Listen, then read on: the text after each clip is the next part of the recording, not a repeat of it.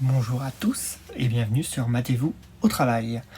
Petite vidéo récapitulatrice sur toutes les fonctions affines. J'ai eu quelques petits messages ce matin d'élèves de 3e qui paniquaient un petit peu devant le QCM et qui avaient peut-être la flemme de regarder un petit peu les vidéos faites avant les vacances de printemps.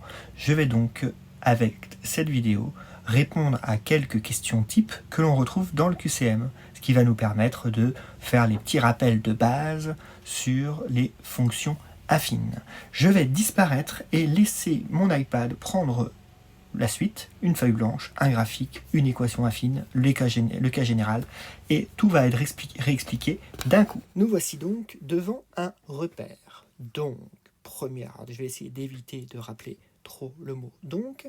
Rappelez-vous, une fonction affine s'écrit sous la forme f de x égale a x plus b. Il faut comprendre a fois x plus b.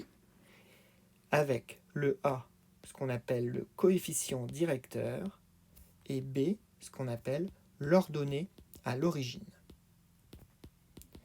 L'ordonnée à l'origine porte bien son nom, c'est le point d'intersection avec l'axe des ordonnées. Ce qu'il ne faut pas oublier, c'est qu'une fonction affine est en lien avec les représentations des droites dans le repère. C'est une droite.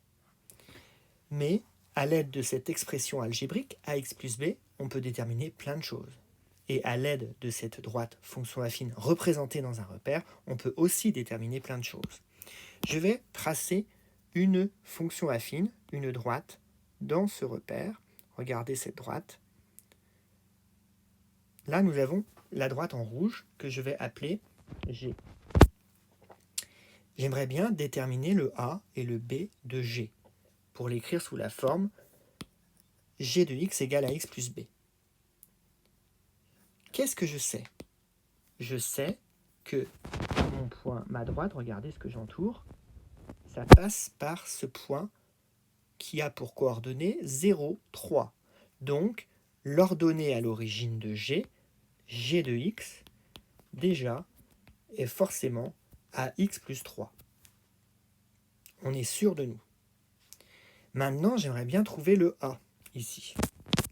Je l'efface. Je vais essayer de le déterminer.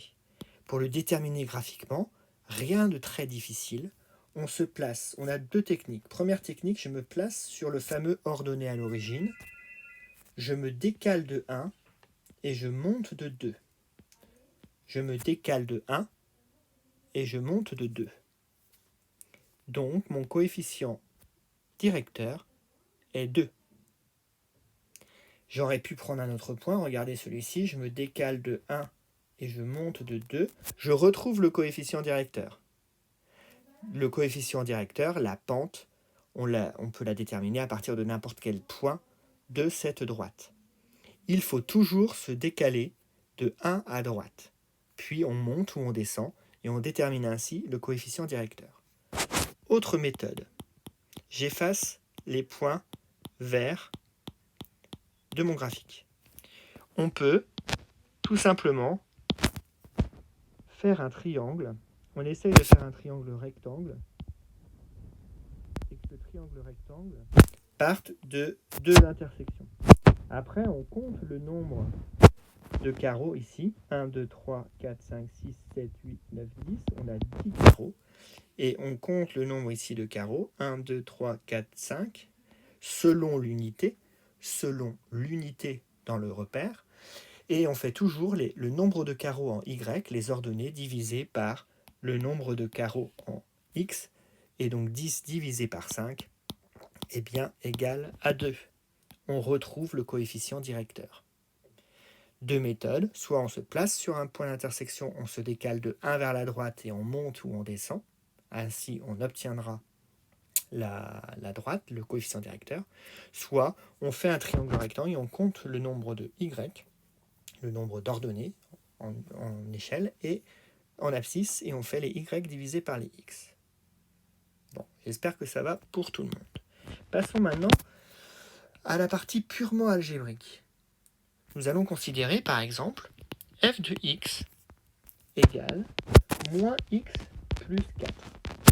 Donc là, nous avons une droite dans un repère, mais on n'a pas la représentation. On sait juste que son coefficient directeur A, c'est moins 1, et B, c'est 4. Qu'est-ce qu'on peut obtenir à l'aide de ça? Par exemple, on peut avoir la question « Trouver les coordonnées du point M afin que M soit sur cette droite. » Alors regardez, on sait très bien que les coordonnées, c'est X et Y. Donc si X est égal à 2, je remplace le X par 2 ici.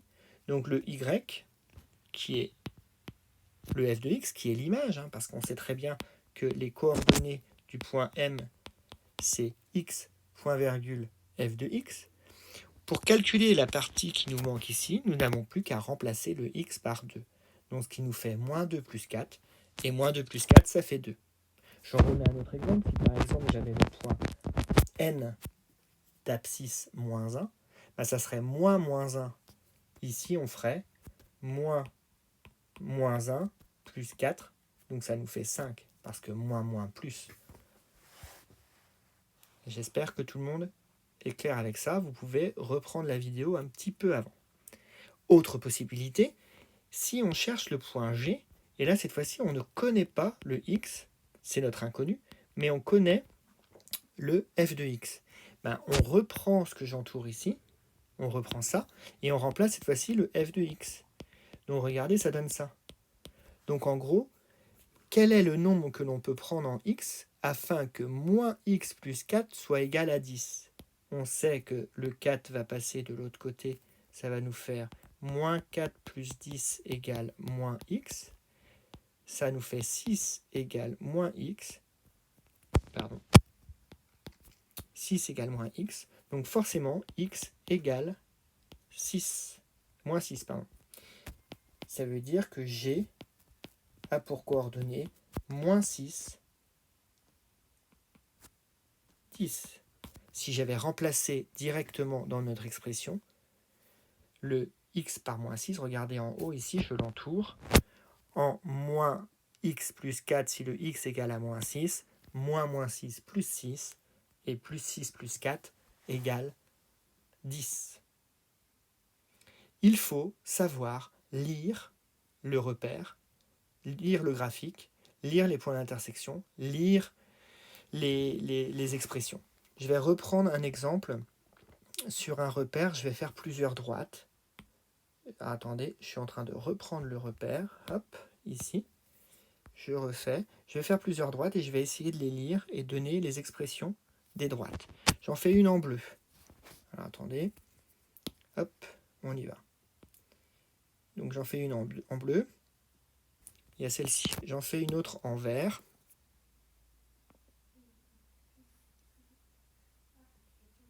Attendez que je sois un peu précis. Et j'en fais une en rouge.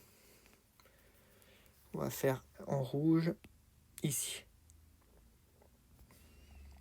Je l'ai fait un petit peu mieux. Voilà. Donc, pour la bleue, on voit qu'elle descend. De gauche à droite, elle descend. Donc déjà, la bleue que je vais appeler F. Alors attendez, je vais garder quand même les mêmes couleurs. On cherche le f de x égale ax plus b. Donc le b, c'est le point que j'entoure ici, coordonné à l'origine. Donc mon b, cette fois-ci, il est égal à 0. Et si je cherche le A, technique, je me mets sur l'ordonnée à l'origine, je me décale de 1, regardez, je me décale de 1, et de combien je suis descendu? De 3. Donc mon ordonnée à l'origine, c'est moins 3. Je prends maintenant ma droite G verte, G de x, et je sais que c'est de la forme ax plus b. Donc pour le petit b, on voit qu'on est au milieu entre la case 1 et la case 2. Donc déjà, on sait que ça va être du ax plus 1,5. Et pour trouver le a, on voit bien que si je me mets sur un point d'intersection, si je me décale de 1, je monte de la moitié. Donc, le a, ici, va être égal à 0,5.